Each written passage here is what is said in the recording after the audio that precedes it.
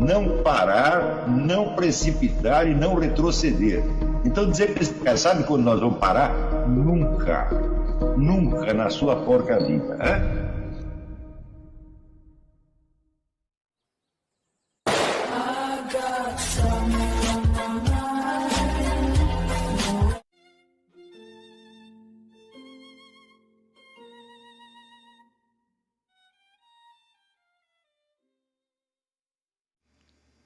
E aí pessoal, tranquilo? Então vem aqui antes do vídeo começar, pedir para vocês se inscreverem, quem não for inscrito, compartilhar, curtir, comentar. Quem puder seja membro do canal, que isso ajuda bastante. Tem também o link do Apoia-se. Quem puder ajudar nosso canal e apoiar financeiramente vai ser muito bem-vindo. Mas o mais importante é transmitir o conteúdo e os conhecimentos do professor Olavo de Carvalho para mais e mais brasileiros. Então compartilhe e ajude aí nossa causa. Muito obrigado a todos os membros, apoiadores do canal. Fico muito feliz. Tenho certeza que a gente está no caminho certo. Então fiquem com o vídeo e até mais. Valeu!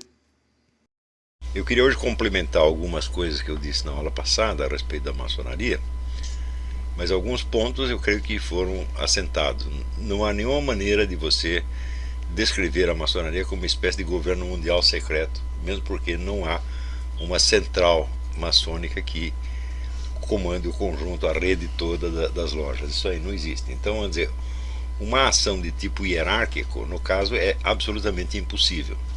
Porém, nós podemos tomar como modelo para a nossa explicação o que aconteceu com o movimento comunista a partir da década de 80, onde a antiga organização hierárquica, com um comando central em Moscou e ramificações no mundo inteiro, foi substituída por um sistema de redes, onde vamos dizer, os focos locais têm muito mais autonomia, tá certo? E agem mais por um princípio, vamos dizer, de solidariedade analógica do que em obediência a uma palavra de ordem, tá certo?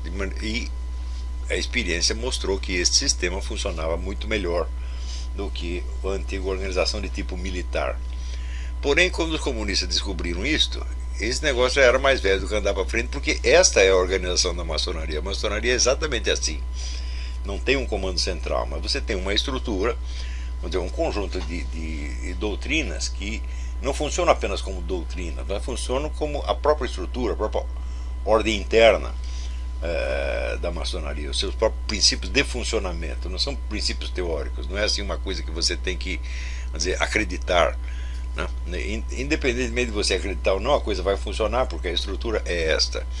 E essa estrutura coincide exatamente com, como eu expliquei na aula passada, com o negócio da ética formal do Kant, onde nenhum valor ou nenhum princípio pode ser afirmado. Por exemplo, a regra maçônica de que para ser maçom você tem que acreditar em Deus, é qualquer Deus que seja. Você não pode chegar lá e dizer eu creio em nosso Senhor Jesus Cristo. Você pode no seu coração, na sua intimidade, mas isso não tem validade para a maçonaria, porque o outro pode acreditar em Buda, no culto da abóbora celeste, do que ele quiser, você está entendendo? Como é aquele padre que escreveu Confraria do Repolho Místico, você pode acreditar nisso aí, você está entendendo? Então, isso quer dizer que, vamos dizer, a devoção concreta a Nosso Senhor Jesus Cristo não tem mais valor dentro da maçonaria do que qualquer outra coisa, inclusive porque existem vários ritos maçônicos diferentes que nos seus juramentos usam vários livros diferentes. Alguns usam o Corão, certo? É uma divisão pequena da maçonaria, mas ela existe. Isso é tão válido quanto você jurar pela Bíblia. Aliás, quando você jura pela Bíblia, você jura apenas a crença em Deus, não necessariamente no Deus da Bíblia, né? Então, no caso, a Bíblia funciona mais como um objeto simbólico para dar respeitabilidade ao ritual, do que como transmissor de um conteúdo ao qual você pode aderir ou não, conforme você queira ou não, tá certo? Então, o que sobra como princípio unificador? Sobra a ética formal, que é, por sua vez, a estrutura do Estado laico moderno. Então, o Estado laico moderno é ele mesmo uma espécie de extravasamento da maçonaria, né? Como disse o William McKinley, presidente dos Estados Unidos, ele disse: a nossa sociedade política é a maçonaria, tá certo? McKinley foi assassinado, mas não por ter dito isso, foi por outros motivos, né? Então, se bem que nós não sabemos também se houve alguma intriga interna na maçonaria, se ele fez alguma burrada lá que os caras não gostaram, tá entendendo? Mas teoricamente ele foi morto por um anarquista, né? O que não quer dizer que a maçonaria também não tivesse elementos no movimento anarquista. Até lá no livro do James Billington, Fire in the Minds of Men, você vai ver que realmente tinha. Então, isso quer dizer que a ideia do indiferentismo religioso está profundamente arraigada na maçonaria. E quando você lê, né, dezenas de livros que têm saído, sobretudo dos discípulos do René Guénon e do Chuon, mostrando a afinidade de maçonaria e catolicismo, sobretudo através, vamos dizer, da interpretação de símbolos, tudo isso está certo, só que não é obrigatório na maçonaria. Se quer acreditar nisso, pode, não tem nenhum problema. Um exemplo está aqui, o François Chenique, o culto da Virgem ou a metafísica no feminino. É isso aí, só falando como o Ezra Pound, quando mostrava um poema para ele, dizia: molto bello, mas não funciona, tá certo? Então, isso aqui é tudo teoria. Por exemplo, aqui esse livro aqui se baseia, vamos dizer, nas ideias do Abade Stefan, que é muito querido pela escola tradicionalista, o qual, por sua vez, vai explicar a vida da Virgem pela doutrina hinduísta. Ou seja, a Virgem deixa de ser, vamos dizer, a fonte da mensagem, ela se torna um objeto a ser estudado, evidentemente, por uma grade conceptual que a abrange, tá certo? Então, isso aí, de certo modo, já é, no instante mesmo que o sujeito está explicando a função metafísica, cosmológica da Virgem, né, ele está negando a prioridade dela como mãe de Deus. Quer dizer, a coisa intelectualmente faz sentido, mas é a pergunta que eu fiz. François Chenique é um homem muito culto, muito simpático, etc, etc. Mas, digo, será que ele entende da Virgem mais do que aquelas 3 criancinhas de Portugal? Não é possível, né? Porque aquelas conhecem a Virgem, não porque leram no livro do Abade Stefano, na doutrina hinduísta, mas porque conversaram com ela. Assim como aquele menino de Ruanda, o Emmanuel Segatacha, conhece Jesus Cristo, não porque ele leu alguma coisa, porque Jesus Cristo conversou com ele e ele perguntava, né, as coisas diretamente, né, ao Jesus Cristo. Então, ora, se a maçonaria não funciona, vamos dizer, como um governo secreto, não tem um comando secreto, tá certo? Existe evidentemente uma hierarquia entre as lojas, mas essa hierarquia é mais costumeira do que outra coisa, não é oficial. Eu me referi na última aula ao fenômeno das arquilojas. Vocês podem procurar o livro do autor, chama-se Joelle Magaldi, tá certo? Chama o surgimento das... Ele chama Urlodges. Ur em alemão quer dizer o arque, né? Arque, o super. Ur se refere à origem, como na palavra arquétipo, né? Então, que são lojas exclusivamente de bilionários, pessoas extraordinariamente poderosas. E na influência que exerce, essas lojas evidentemente são muito mais poderosas do que as lojas que tem o padeiro da esquina, né, o homem do posto de gasolina e assim por diante. Então, mas não é uma hierarquia oficial, por assim dizer. Então a pergunta que surge é o seguinte: se não existe este comando, se não é uma organização hierárquica nesse sentido, todas as hierarquias maçônicas são mais simbólicas do que outra coisa, então como é possível que a maçonaria exerça esta influência enorme que exerce no mundo? Porque ninguém pode negar isso aí. É só você estudar a história da Revolução Francesa, da Guerra Civil Espanhola, da Revolução Russa, e toda a história moderna, a maçonaria está ali presente, não necessariamente dirigindo os acontecimentos como, vamos dizer, os teóricos da conspiração imaginam, mas ela está de certo modo onipresente. E o segredo é o seguinte: o que a maçonaria exerce no mundo não é um poder de controle, é uma hegemonia. Quer dizer, quando Antônio Gramsci inventou a teoria da hegemonia, ele já estava atrasado de quase 200 anos, porque a maçonaria já estava exercendo hegemonia exatamente pelos meios que ele que ele propõe, só que com muito mais sutileza e muito mais eficiência do que o coitado Antônio Gramsci lá na cadeia poderia ter imaginado. Um dos modos do controle dessa hegemonia é o seguinte: o membro da maçonaria, ele está unido a ela por uma série de juramentos de fidelidade, por uma série de compromissos com os seus companheiros ou irmãos, como ele chama, que se sobrepõem a qualquer obrigação moral ou legal externa. Isso quer dizer, se você é um cidadão brasileiro, então teoricamente você está submetido à Constituição brasileira. Mas eu digo o seguinte: você jurou obediência à Constituição brasileira? Você prometeu que se você a infringisse, eles poderiam matar você? Pois é, na maçonaria você faz isso. Você faz uma série de juramentos de fidelidade, não à organização abstratamente, mas aos seus companheiros. Isto quer dizer que onde quer que você esteja, você vai ter que favorecê-los acima de qualquer outra pessoa.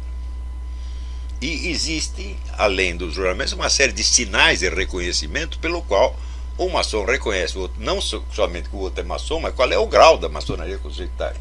Isso é todo um vocabulário de sinais, uma coisa enormemente complicada, que inclusive muitos maçons nem conhecem tudo isso direito, mas você suponha, por exemplo, que você é um juiz maçom e você está julgando um réu e ele se identifica para você por um sinal como maçom. Você é obrigado a favorecer aquele sujeito. Não é que você queira, não é porque você é desonesto. Não. Você está comprometido com isso. Tá certo? Então isso quer dizer que acima das leis de qualquer país e acima da moral vigente, qualquer que ela seja, haverá o comprometimento maçônico. Então é claro que os maçons estão em vantagem sobre os outros. Isto é espontâneo, não precisa ser planejado, não é uma ação planejada. Tá certo? Então, é por isso que acontece nos Estados Unidos, onde, veja, a maçonaria nos Estados Unidos está em decadência. Ela baixou de 5 milhões de membros para 2 milhões nos últimos 30 anos. A despeito disso, ela continua tendo uma influência. Ademais, há outro fenômeno. Por funcionar desta maneira, por ter essa série de juramentos de fidelidade, etc., etc., a maçonaria é um terreno fértil para que associações mais secretas do que ela se desenvolvam dentro dela, que foi exatamente o que aconteceu com os Illuminati, quando fundado por Adam Weishaupt em 1776. Você pensa em 1776, a data de fundação da América? Não, não é. A América não existia, não tinha Constituição, não tinha o Bill of Rights, não tinha nada ainda, era apenas um território cheio de gente. Mas foi a data de fundação da Ordem dos Illuminati por Adam Weishaupt. E quando George Washington assume a presidência, ele já é imediatamente informado de uma tremenda infiltração Illuminati dentro da maçonaria local. No livro do John Robinson, Proofs of a Conspiracy. Quer dizer, o negócio já estava mal parado e já estava fora de controle naquela época. Agora você imagina o que esses bilionários maçons das arquilojas podem fazer nas outras lojas. Faz o que quiserem. Está entendendo? Então, não há uma estrutura de governo maçônico, mas há vários governos, né, que crescem, vários sistemas de poder que crescem dentro da maçonaria, e isso vai acontecer quase que necessariamente. Tá certo? É por isso que você vai encontrar maçons com as crenças e ideologias mais diferentes, tá certo? Mas no conjunto a coisa sempre vai expandir a sua influência, mesmo que o número de membros diminua. Você vê que a maçonaria não sai aí recrutando pessoas, né? Você, para virar maçom, você tem que ser apresentado por um outro maçom, né? Então esse sistema, vamos dizer, de lealdades e preferências, vamos dizer que ele está profundamente imbricado na estrutura do Estado moderno, e ele é a base do Estado moderno. Tá certo? Agora, acontece o seguinte: nós podemos odiar o Estado moderno o quanto quisermos, mas existe algum outro Estado, algum outro modelo de Estado que possibilite a convivência de religiões diferentes no mesmo espaço? Não existe. Este é que é o negócio. Tá certo? Então você vê que o Estado maçônico, veja, eu no livro Jardim das Aflições eu defini claramente os Estados Unidos como Estado maçônico, né? E defini a maçonaria como uma religião. Tá certo? Então, você não pode dizer que o Estado laico americano não tem religião. Ele tem, a religião dele é a maçonaria. E a maçonaria é uma espécie de religião sem dogmas. Ele é constituído de uma série de fórmulas rituais e obrigações, vamos dizer, regulamentares que se impõem a todos sem que haja necessariamente um culto. Pode haver esse aspecto de culto, vamos dizer, nos graus mais elevados da maçonaria, mas a maior parte dos maçons nem fica sabendo disso, também não interessa, e não é por isto, né, que a maçonaria exerce o poder que tem. Tem gente que diz, não, a maçonaria é um culto satânico. Eu digo, bom, em certos graus, em certas horas, pode ser, mas em outros não precisa ser. Se não for, ninguém está ligando. Você tá entendendo? Se você está cultuando Satanás aqui, o outro está cultuando Jesus Cristo na esquina, tanto faz como tanto fez. Então, os efeitos da maçonaria no mundo são os efeitos da moral formal, da ética formal kantiana, que são, vamos dizer, o esvaziamento dos objetos de crença, de culto e de devoção, e o que entra no lugar são obrigações formais, regulamentares. Então, o Estado moderno é todo feito de formalismos jurídicos. Tá certo? E os valores morais com que você preenche esses formalismos não têm validade pública.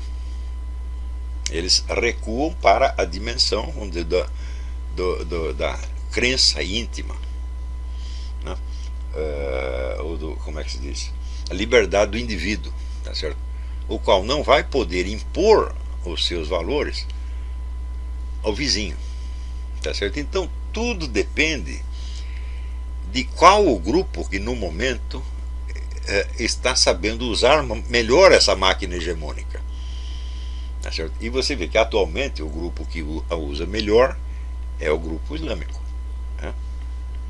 Porque em toda parte no Ocidente, por mais maçônico que ele seja, tá certo? O aparato legal formal está sendo usado para proteger o Islã, proteger sobretudo a invasão islâmica, a invasão pela imigração, tá certo? E para reprimir de maneira cada vez mais ostensiva a prática pública do cristianismo. Então, eu não tenho a menor condição de investigar o seguinte ponto: até que ponto vai a penetração islâmica dentro da maçonaria? Eu sei que se não houvesse esta penetração, fenômenos como esse que eu estou mencionando agora não poderiam acontecer jamais.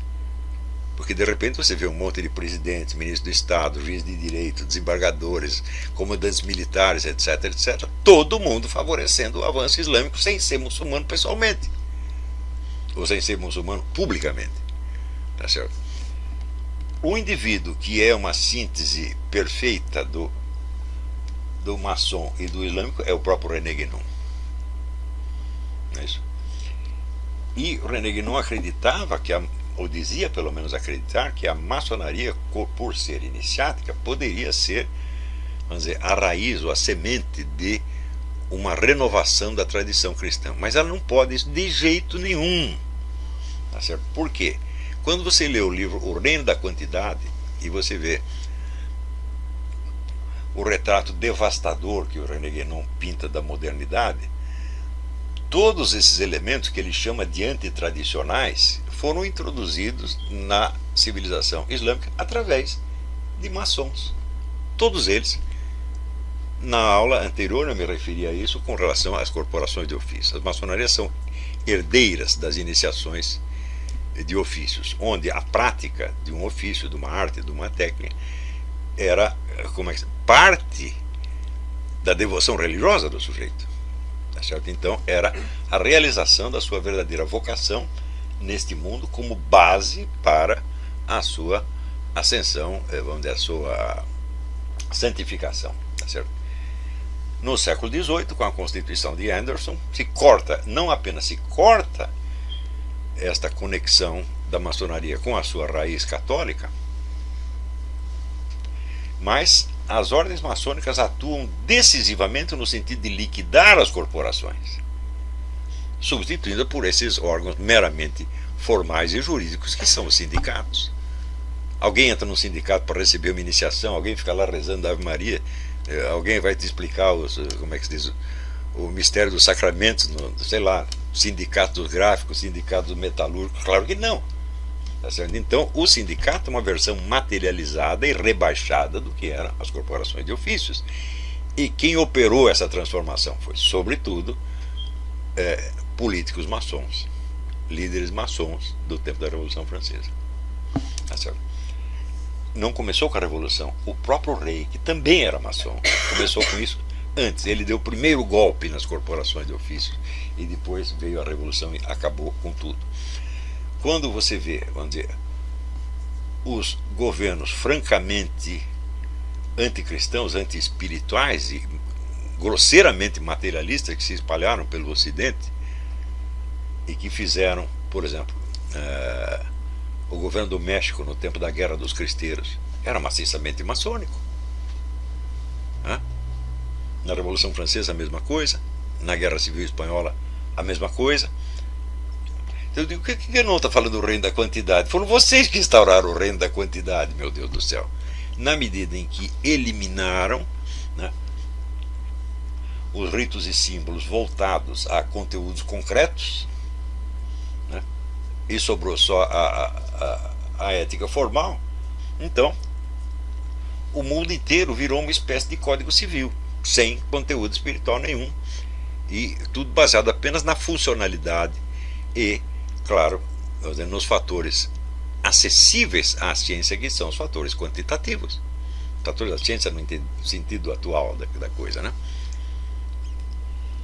Então falou, bom, mas como a maçonaria poderá restaurar a espiritualidade católica se, em primeiro lugar, ela não tem iniciações sacerdotais nenhumas? As iniciações que elas chamam de sacerdotais, quando você vai investigar, são iniciações de tipo cosmológico.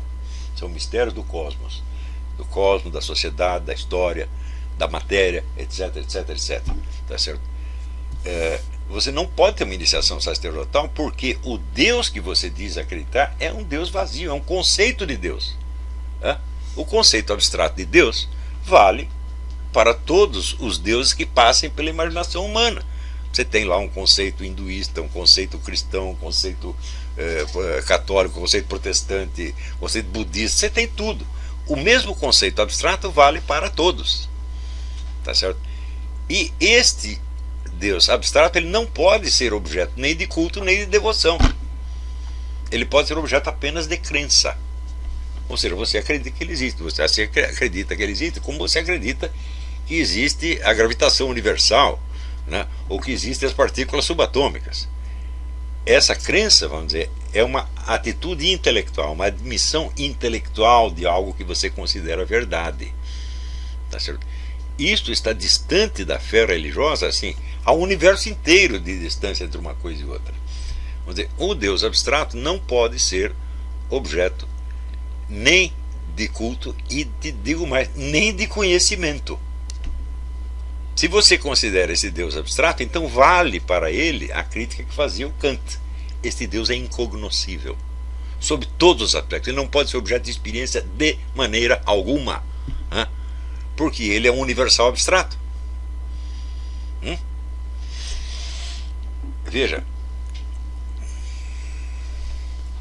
isto tem algum reflexo no mundo islâmico, porque nas mesquitas, o altar ao qual se dirigem as preces é um espaço vazio, chamado mihrab. Não tem nada ali. Isto quer dizer que você pode preenchê-lo subjetivamente com o conteúdo que você queira. Você pode pensar o que você quiser de Deus, contanto que você não diga. Porque se você disser, você está associando Deus a algum conteúdo concreto. E o associacionismo é o pior dos delitos, é o pior das heresias no mundo islâmico. Está entendendo? Então, desse Deus você nada sabe. Agora, quando nós vemos hoje em dia a influência terrível que o Islã está exercendo no mundo ocidental, só pode ser através da penetração deles na maçonaria. E dizer que o René Guénon não teve nada a ver com isso é negar o óbvio, né? Porque ele foi a grande o maior ponto de contato que houve no século XX entre as duas coisas. Antes já existia, né? Existem vários livros, inclusive o próprio Angel Miller, que é um maçom e que nada diz contra a maçonaria, ele mostra desses contatos profundos que houve entre taricas e lojas maçônicas desde o começo do século XIX, né? Pelo menos, né?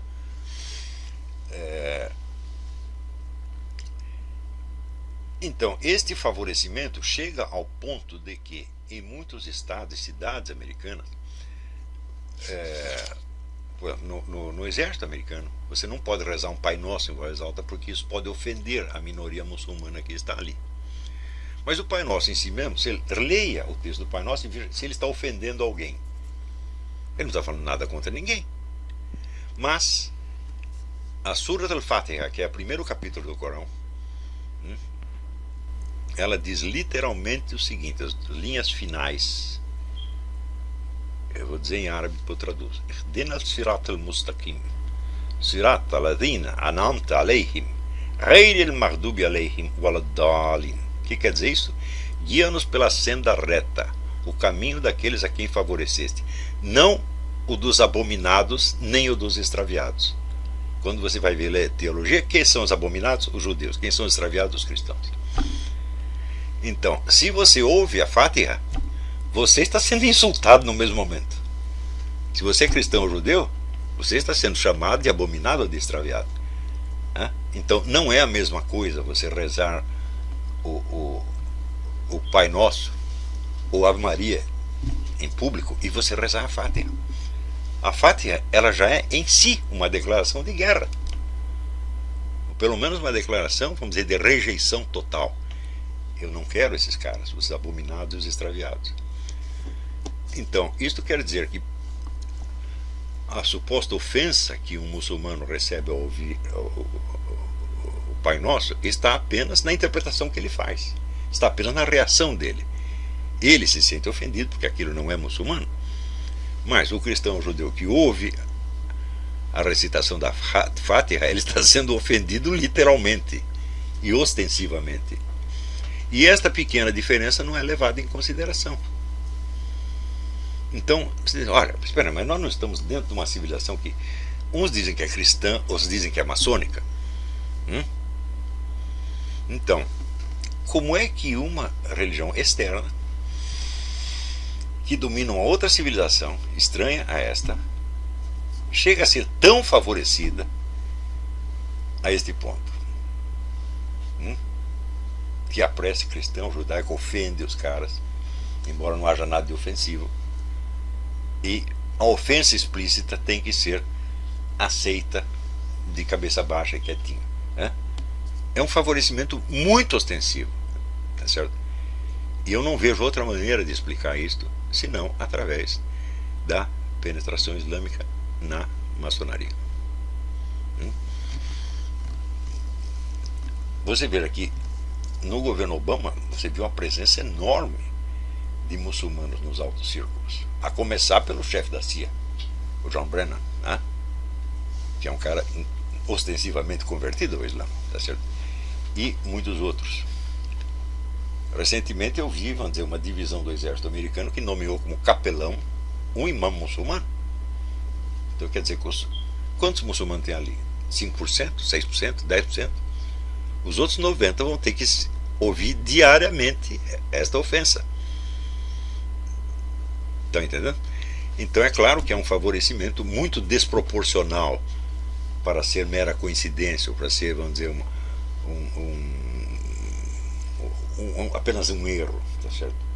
É claro que isto faz parte de uma obra de engenharia social, onde você vai ensinar os judeus e cristãos que você tem que ouvir a ofensa quietinho e de cabeça baixa, tá certo? Então, isso quer dizer que a maior parte da bibliografia antimaçônica circulante, ela pode ter algumas informações boas, mas no fim das contas ela é inútil, porque ela não está entendendo exatamente o processo. Por exemplo, tem livros que dizem, não, mas a maçonaria nos altos graus cultua o diabo, etc, etc. Não, bom, pode até ser, tá certo? Porém o ponto não é este. O ponto é que você não precisa cultuar o diabo para você estar favorecendo, vamos dizer, a expansão hegemônica, que é o que interessa. Você está entendendo? Então,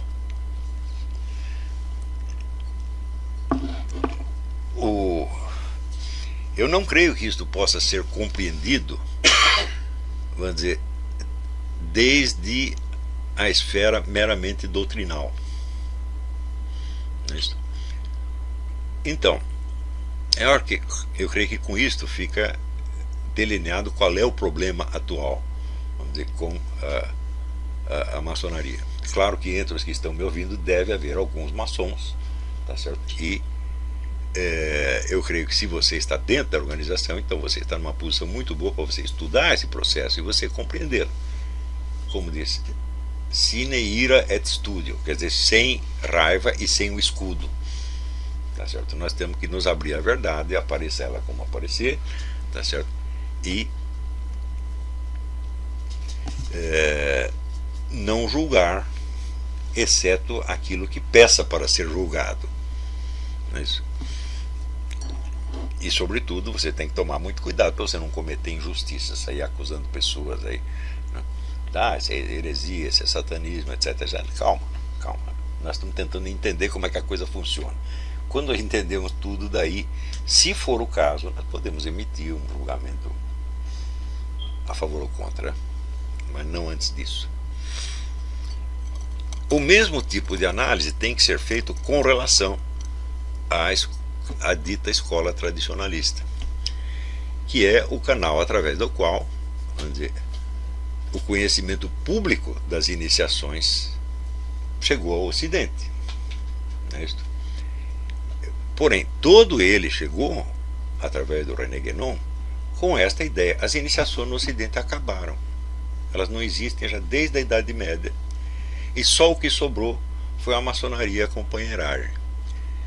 Então, por que o René Guénon, que acredita nisto, que as únicas tradições iniciáticas ainda resistentes são de tipo maçônico, por que ele também sugere que a restauração da cristandade no Ocidente tenha de ser feita sob o guiamento de mestres islâmicos, né?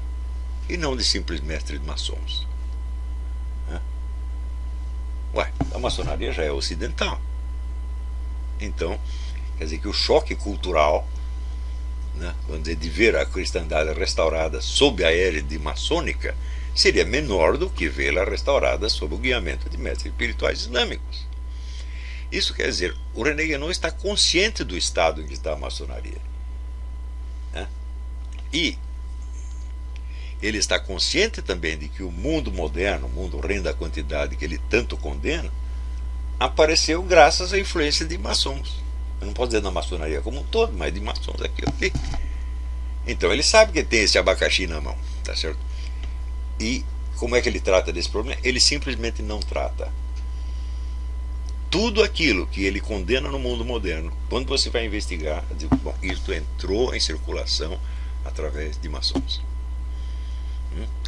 E se a maçonaria se comprometeu tão profundamente com o mundo moderno que o Guénon tanto odeia, então como é que ela pode ser um instrumento da restauração espiritual do Ocidente? Não, simplesmente não pode. Então daí, o que o Guénon faz? Ele está tentando não fazer da maçonaria a força guiadora do Ocidente, porque ela já o é, né? Ele está tentando fazer do Islã a força guiadora da maçonaria. Deu para entender? E foi isso o que ele fez, e nós estamos vendo os efeitos hoje.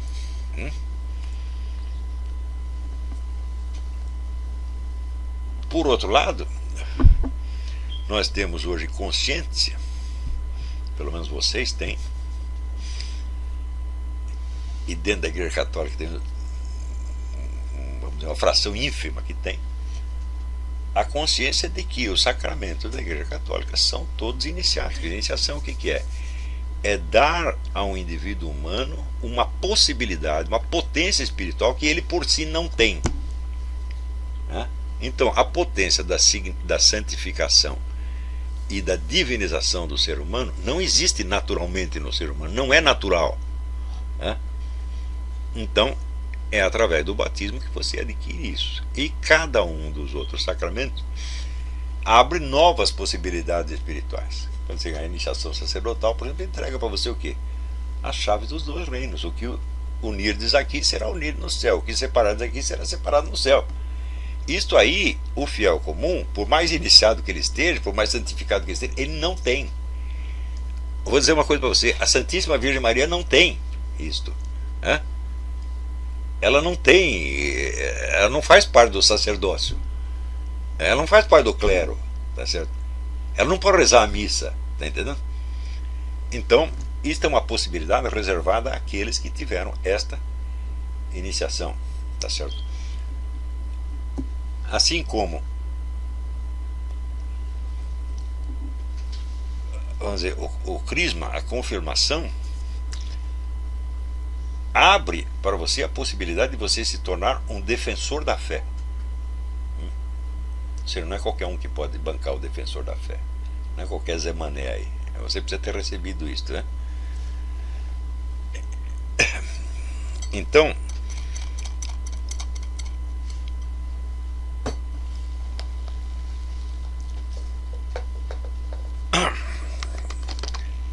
eu acredito realmente que caminho iniciático no mundo só existe um. Então, o sacramento da Igreja Católica. Não há outros. Né? O protestantismo participa deles de maneira menor, porque alguns sacramentos ele conserva. Tá certo? A Igreja Ortodoxa conserva todos e as igrejas católica e ortodoxa reconhecem mutuamente os seus sacramentos.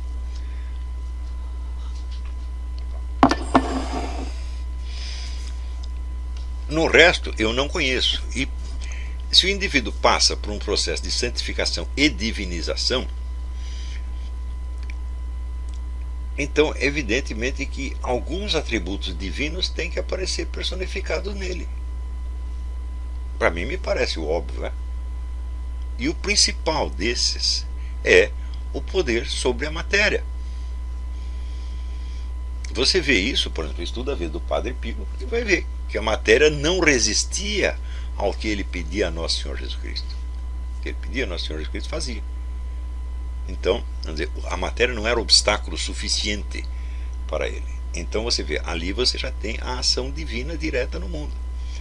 Ora, hoje em dia, se você entra nas igrejas, você vê que o elemento fundamental da doutrina católica, que é o milagre, está totalmente ausente. Por que isso acontece? Porque a Igreja Católica também foi contaminada da ética formal. Ela pode falar de valores morais que todo mundo aceita, porque são vazios. Se você pensar como, por exemplo, a justiça social, por exemplo, você pode ser a favor disso, mas o que é exatamente a justiça social? Cada um pode interpretar do jeito que quiser. Uns acham que a doutrina da justiça social é o comunismo, outros acham que é o capitalismo. Né? Então, é o tipo vamos dizer, do preceito vazio, que corresponde então à ética formal kantiana. Hoje em dia você só vê a igreja pregando ética formal.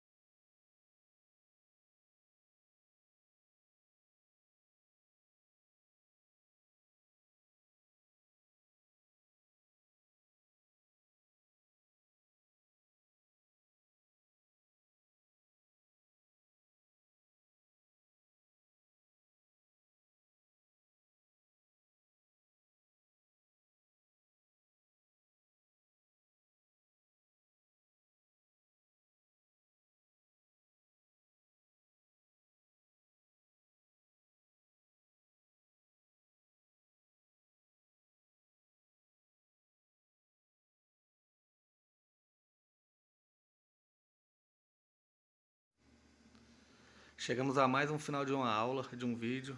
Espero que tenham gostado. Quem não se inscreveu ainda, se inscreva, compartilhe, comente. Ajude o nosso canal, apoie, seja membro. E ajude o nosso canal a chegar a cada dia a mais brasileiros que precisam muito do conhecimento do professor Olavo de Carvalho. Então é isso aí, fique com Deus, até o próximo. Valeu! Então é isso aí, pessoal. Que é o nosso canal. Que são alguns livros que eu já li. A maioria foi doação, mas alguns eu adquiri, professor Olavo de Carvalho. Alguns livros se perderam aí que eu emprestei. Professor Alexandre Costa. A Bíblia Sagrada. 10 lições sobre Karl Marx. Indico a não ler esse livro, que é muito ruim mesmo. Alguns pensadores aqui que realmente, como o professor Olavo de Carvalho disse, não são pensadores. Valeu, tamo junto aí. Apoie nosso canal, seja membro.